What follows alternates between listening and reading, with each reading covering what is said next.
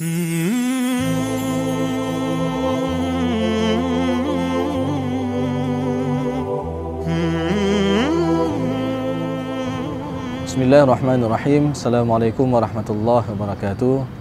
Alhamdulillah wassalatu wassalamu ala Rasulillah wa ala alihi wa sahbihi wa mawalah.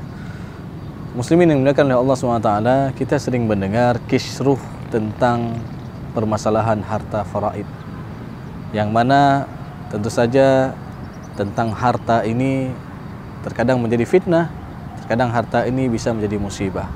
Dan perlu kita ketahui, banyak konflik juga yang timbul akibat mereka tidak mengetahui yang mana sebenarnya harta-harta almarhum. Dan perlu kita ketahui bahwasanya di dalam fikih faraid ada dikenal yang namanya at-tirkah.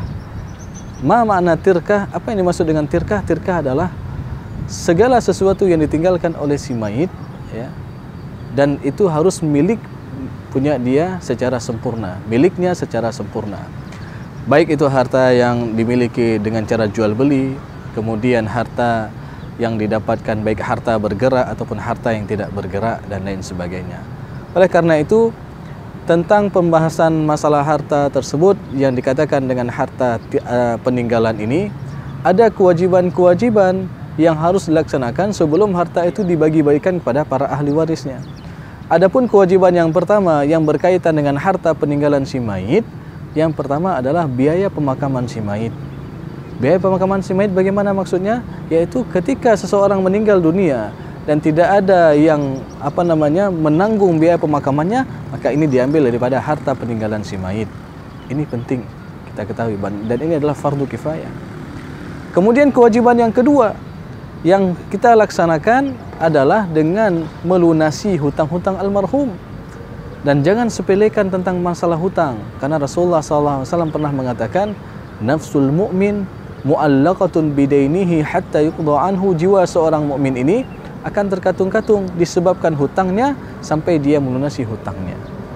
Dan juga tentang masalah hutang, kalau kita melihat di dalam ayat Al-Quran, tidak ada satupun ayat yang paling panjang, satu halaman itu satu ayat, melainkan ayat tentang pembahasan masalah hutang piutang.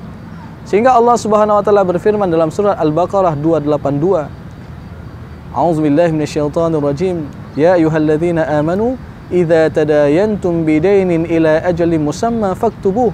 Wahai orang-orang yang beriman, apabila kalian mengadakan transaksi hutang piutang sampai dengan waktu tertentu, maka catatlah. Maka pencatatan ini penting. Karena apa? Limaslahatid dunyawiyah, karena ada kemaslahatan duniawi. Kenapa kemaslahatan duniawi? Ya, boleh jadi tatkala ketika ada seseorang yang meninggal, lalu didatangi keesokan harinya oleh seseorang kepada ahli warisnya, dia mengatakan bahwa saya almarhum telah berhutang pada saya, lalu tidak dapat dihadirkannya bukti, tidak ada pencatatan dan lain sebagainya, sehingga ini menjadi suatu permasalahan kaum muslimin yang dimuliakan oleh Allah Subhanahu wa taala. Oleh karena itu, tentang masalah hutang piutang juga Rasulullah SAW dalam sebuah hadisnya mengatakan bahwasanya yaghfiru lisyahid kulla dzambin. Allah akan mengampuni seluruh dosa orang yang syahid, seluruh dosa orang yang berperang di jalan Allah, kecuali satu yang Allah tidak ampuni, illa dain, kecuali hutang. Maka hutang ini perlu, dan ini kewajiban yang harus dilaksanakan sebelum harta ini dibagi-bagikan kepada para ahli waris. Dan hutang dibagi menjadi dua macam. Ada hutang yang berkenaan dengan hak Allah dan hutang berkenaan dengan hak manusia. Apa yang dimaksud hutang yang berkenaan dengan hak Allah? Misal nazarnya seseorang yang belum dilaksanakan, dan juga zakatnya seseorang yang belum dikeluarkan, maka ini dikatakan hutang berkenaan dengan hak Allah. Misal ketika ada seseorang yang bernazar ketika dia dalam keadaan sakit, ya Allah, kalau saya sembuh ya Allah, saya akan sumbangkan 5 juta untuk fakir miskin misalkan. Ketika dia sudah sembuh, lalu belum sempat dilaksanakan nazarnya, lalu dia kemudian meninggal dunia, maka ini dikatakan hutang berkenaan dengan hak Allah dan harus dilaksanakan oleh para ahli warisnya. Begitu juga zakat yang belum dilaksanakan, ya, misalnya setiap bulan Ramadan dia mengeluarkan zakat penghasilannya, ya, kemudian lalu dia meninggal dunia ataupun dia sakit di bulan Ramadan dan sampai di bulan Syawalnya dia meninggal dunia belum dikeluarkan zakatnya, maka ini wajib dikeluarkan zakatnya oleh para ahli warisnya, karena ini hutang berkenaan dengan hak Allah. Dan yang kedua itu hutang yang berkenaan dengan hak sama manusia. Ya, dalam bermuamalah mungkin kita ada hutang piutang dan lain sebagainya, dan ini harus dilaksanakan sebelum pembagian harta warisan yang akan dibagi-bagikan kepada para ahli warisnya. Kemudian kaum muslimin yang dimuliakan oleh Allah Subhanahu wa taala, kewajiban yang ketiga yaitu dengan melaksanakan wasiat-wasiat almarhum, yang mana perlu kita ketahui bahwasanya Rasulullah SAW pernah mengatakan la wasiyata liwarithin, tidak boleh wasiat itu diberikan kepada para ahli waris. Dan wasiat ini diberikan kepada siapa juga? Kepada selain daripada ahli waris. Wasiat ini diberikan kepada anak angkat misalkan, ataupun kepada cucu yang sudah duluan meninggal orang tuanya, ataupun untuk kemaslahatan umat dan lain sebagainya. Lalu ada yang bertanya, Ustaz, apakah boleh kita wasiatkan seluruh hartanya untuk kemaslahatan umat? Tentu saja tidak boleh. Ada batasan maksimal dalam melaksanakan wasiat. Berapa batasan maksimal? Yaitu sepertiga.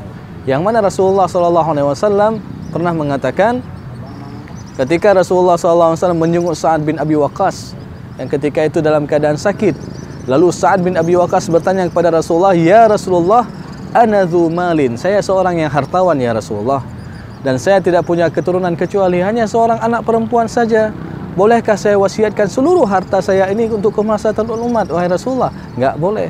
Sepertiganya, setengahnya wahai Rasulullah? Enggak boleh, kata Rasulullah. Sepertiganya wahai Rasulullah? Lalu Rasulullah mengatakan, ats-tsulus was-tsulusu katsir. Sepertiga dan sepertiga itu sudah sangat banyak. Innaka in tadhar warathaka aghniya khairum min an tada'hum 'alatan yatakaffafuna an-nas. Kalau engkau meninggalkan ahli warismu dalam keadaan berkecukupan, itu lebih baik daripada engkau meninggalkan ahli warismu dalam keadaan papa meminta-minta. Oleh karena itu, kaum muslimin yang dimuliakan oleh Allah Subhanahu wa taala, ketika telah dilaksanakan wasiat ini, ketika telah dilaksanakan 3 kewajiban yang sebelumnya telah kita sebutkan, yang pertama yaitu dengan melaksanakan tajhiz mayit si mayit, ya, biaya pemakaman si mayit, kemudian melunasi hutang-hutang almarhum, dan yang ketiga dengan melaksanakan wasiat-wasiat almarhum. Lalu kalau 3-3 ini telah dilaksanakan, baru harta ini boleh dibagi-bagikan, boleh dibagi-bagikan kepada para ahli warisnya sesuai porsi masing-masing ahli waris.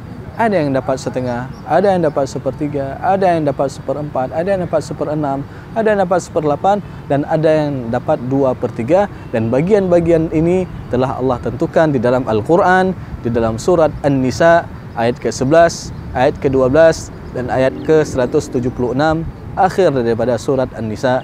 Dan itu sudah sangat rinci sekali Allah jelaskan. Oleh karena itu, jangan pernah kita bingung tentang masalah harta, ya. Dan ingat, di sana ada kewajiban-kewajiban yang berkaitan dengan harta peninggalan si mayit sebelum harta ini dibagi-bagikan kepada para ahli warisnya. Aqulu qauli hadza wa astaghfirullah li wa lakum wa lisairil mu'minin. Assalamualaikum warahmatullahi wabarakatuh.